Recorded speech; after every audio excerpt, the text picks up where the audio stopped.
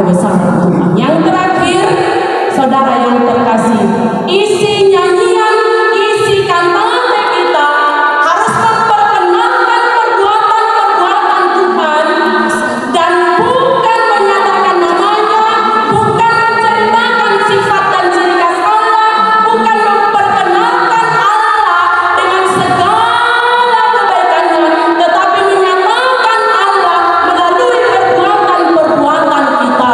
Itulah nyanyian yang baru yang sebenarnya. Ketika kita melakukan yang bertentangan dengan firman Allah, tetapi mulut kita menyatakan firman Allah, itu sama dengan kemunafikan. Memberikan pesan, mengingat perbuatan-perbuatan keajaiban Tuhan dengan menghargai semua perbuatan Tuhan, itu adalah kantata. Saudara yang terkasih, kita sudah diselamatkan oleh Kristus.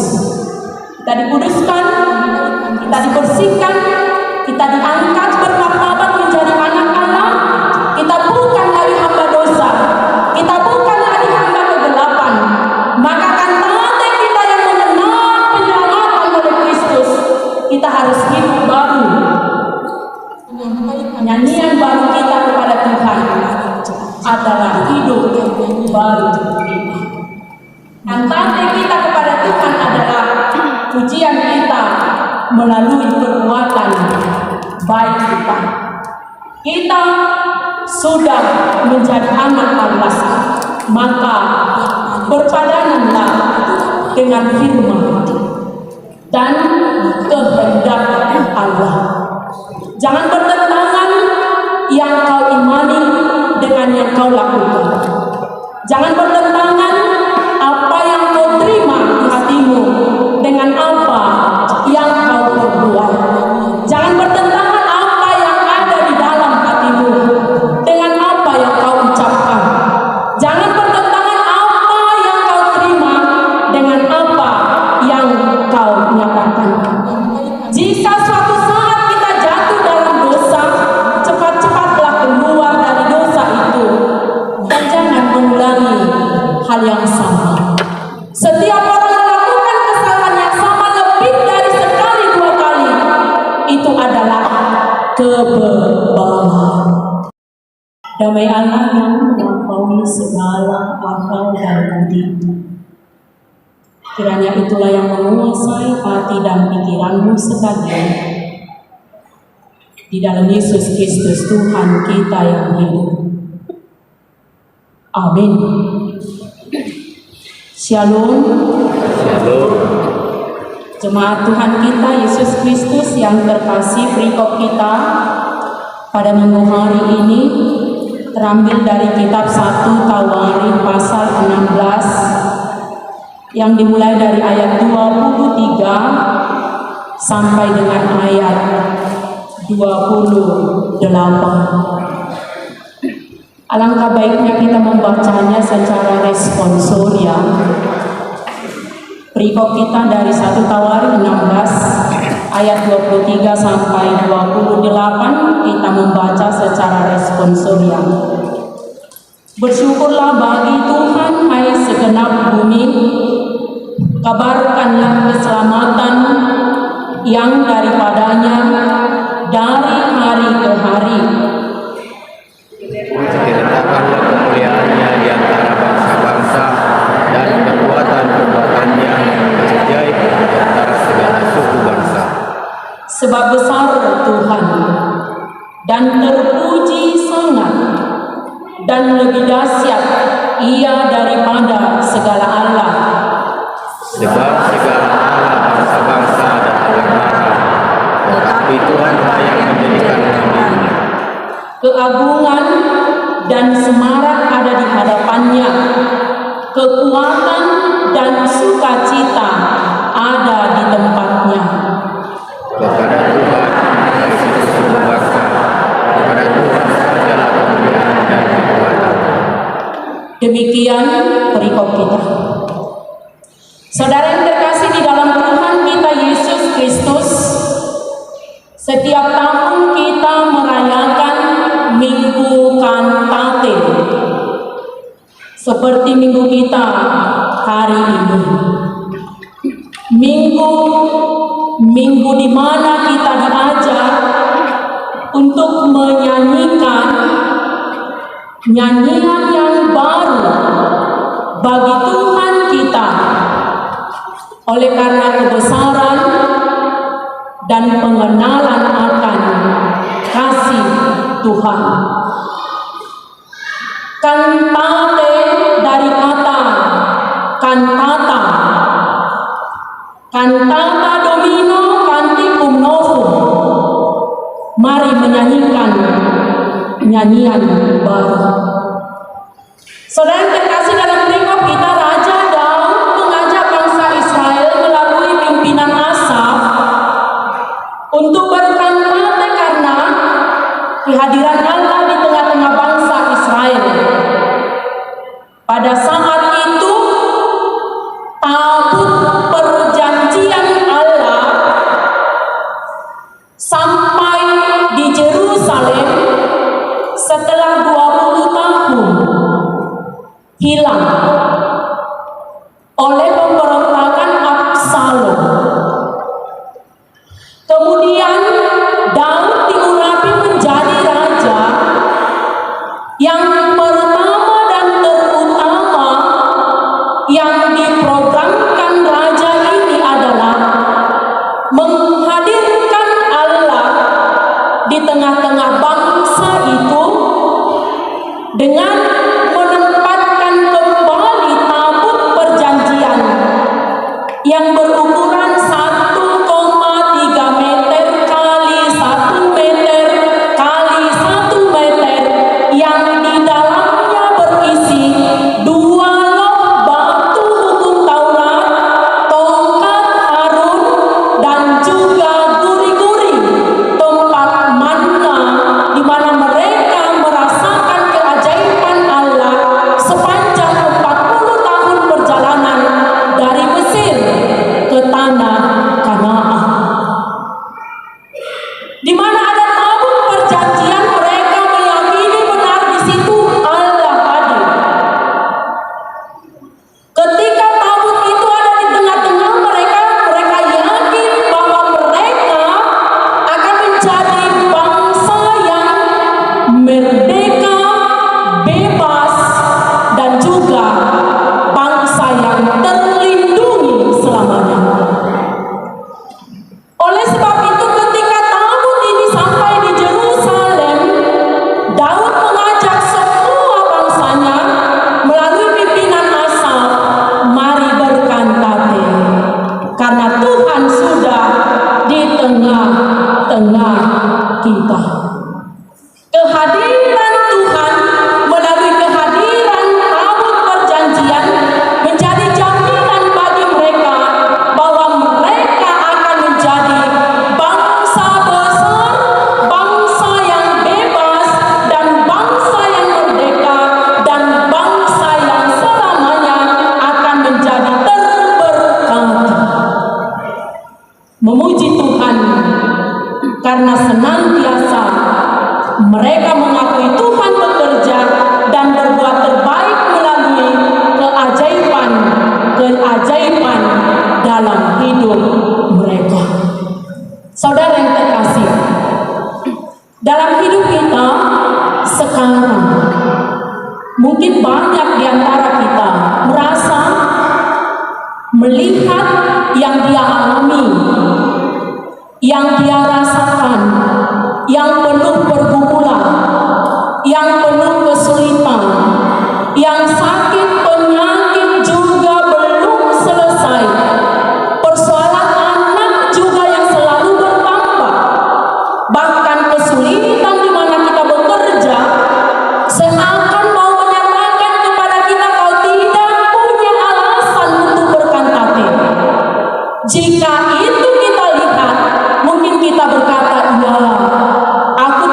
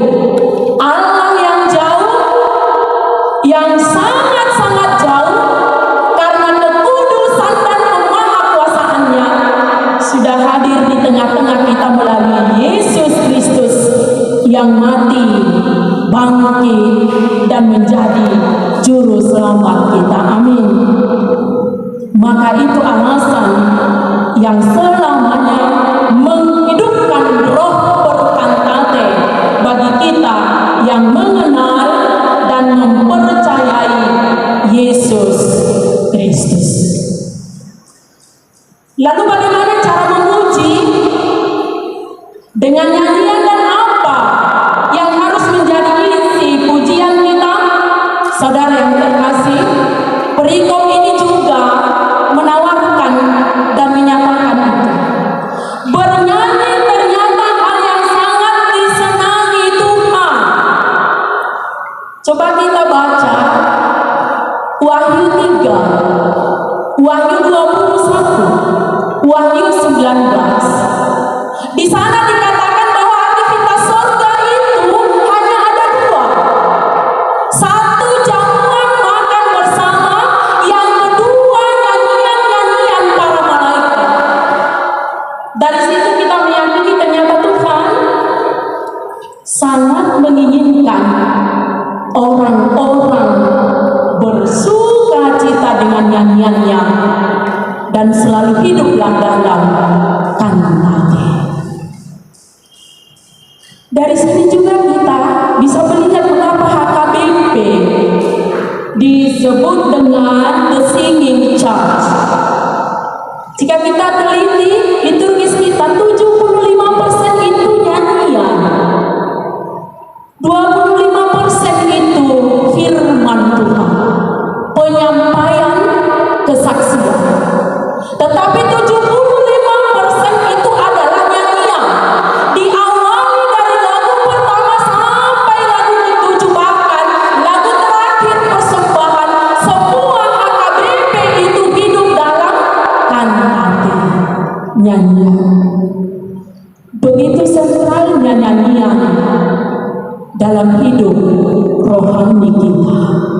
Saudara yang terkasih, ternyata nyanyian tidak beda dengan doa, yang menjadi pintu, yang menjadi jendela, yang menjadi ventilasi, bahkan menjadi tanggamu untuk menghampiri hadirat Allah. Andai kata semua gereja ini ditutup, tidak ada pintu jendelanya, kita berkumpul di sini 1000 orang, kita akan merasa betapa pengapnya kita. Kenapa? Karena udara tidak keluar, udara tidak berganti. Sama halnya dengan diri kita. Beban kita banyak, persoalan kita banyak, tantangan hidup kita semakin tinggi, pencapaian kita bisa stagnan. Lalu ketika persoalan tambah lagi, maka akan terasa sesak di dada, pikiran kita akan sempit, maka kita merasa bahwa ada sesuatu yang menutup segalanya. Tetapi ketika kita terbuka dengan nyanyian kepada Tuhan, kita memuaskan beban kita, kita mengeluarkan semua yang menyesak batin kita dengan nyanyian kita kepada Tuhan, tanpa melihat suaramu indah atau tidak. Tetapi ketika itu termotivasi dari pengenalanmu hanya Tuhan mengangkatnya, maka kau akan merasakan betapa ringan, betapa enak, betapa nikmat, dan betapa terbukanya jalan-jalan Tuhan keluar dari beban persoalan yang menghimpit kita. Maka sama halnya dengan doa. Jika Anda tidak pakai nyanyian itu, maka Anda yang akan rugi. Saudara yang terkasih, bernyanyi adalah menyampaikan pesan yang paling cepat. Pesan apapun. Idong bangsa saya di Nadila Paredden. Karena nyanyian bisa membuat orang menangis, nyanyian bisa membuat orang berjingkrak-jingkrak, nyanyian bisa membuat orang hidup, nyanyian bisa membuat orang juga seperti orang mati.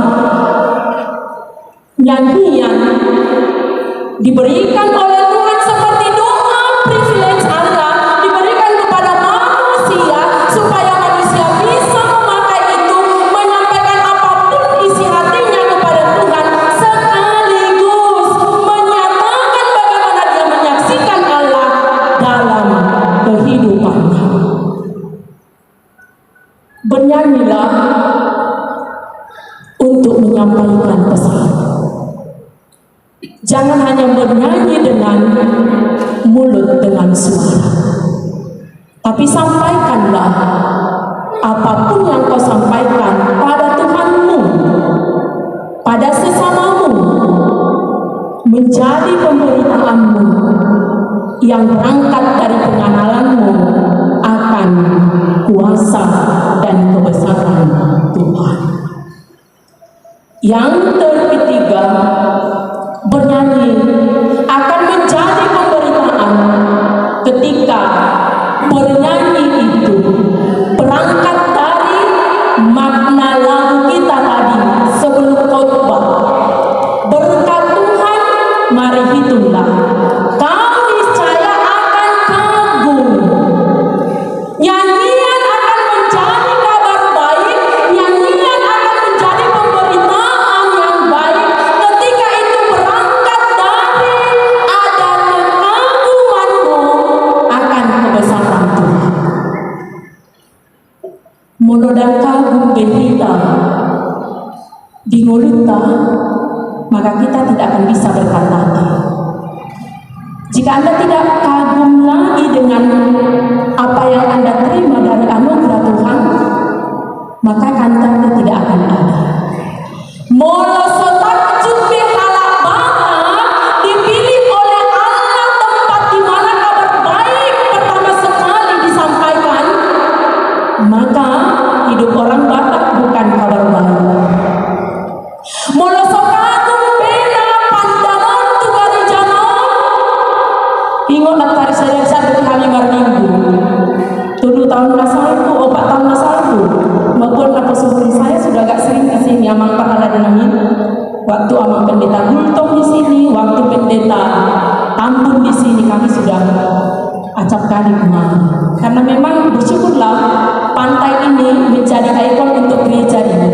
Akan bertambah-tambah para pengunjung dan pelayan firman Tuhan. Molosotak jumpe dari jauh ala disude abandong di mana, maka gereja ini tidak akan bisa berkantate. Kantate akan lahir ketika masih ada rasa kagum dan takjub akan kebesaran Tuhan. Yang terakhir, saudara yang terkasih, isi nyanyian, isi kantate kita harus memperkenalkan perbuatan-perbuatan Tuhan dan bukan menyatakan namanya, bukan menceritakan sifat dan ciri khas Allah, bukan memperkenalkan Allah dengan segala kebaikannya, tetapi menyatakan Allah melalui perbuatan-perbuatan kita. Itulah nyanyian yang baru, yang sebenarnya. Ketika kita melakukan yang bertentangan dengan firman Allah, tetapi mulut kita menyatakan firman Allah, itu sama dengan kemunafikan. Mengingat perbuatan-perbuatan keajaiban Tuhan dengan menghargai semua perbuatan Tuhan, itu adalah kantate. Saudara yang terkasih, kita sudah diselamatkan oleh Kristus. Kita dikuduskan, kita dibersihkan, kita diangkat bermartabat menjadi anak Allah. Kita bukan lagi hamba dosa, kita bukan lagi hamba kegelapan. Maka kantate kita yang mengenal penyelamatan oleh Kristus, kita harus hidup baru. Nyanyian baru kita kepada Tuhan adalah hidup baru kita. Kantate kita kepada Tuhan adalah pujian kita melalui perbuatan baik kita. Kita sudah menjadi anak Allah, maka berpadananlah dengan firman dan kehendak Allah. Jangan bertentangan yang kau imani dengan yang kau lakukan. Jangan bertentangan apa yang kau terima di hatimu dengan apa yang kau perbuat. Jangan bertentangan apa yang ada di dalam hatimu dengan apa yang kau ucapkan. Jangan bertentangan apa yang kau terima dengan apa yang kau nyatakan. Jika suatu saat kita jatuh dalam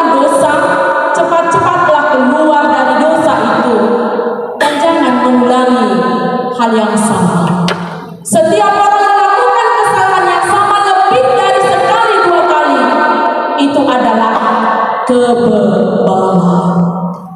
Maka kantate kita adalah hidup baru kita kepada Tuhan. Amin. Kita berdoa. Terima kasih, terima kasih, terima kasih Allah Bapa, Yesus Kristus yang mengangkat kami dan mengurapi kami dan melayakkan kami menjadi anak-Mu. Terima kasih Roh Kudus yang selalu menuntun dan juga memelihara hidup kami.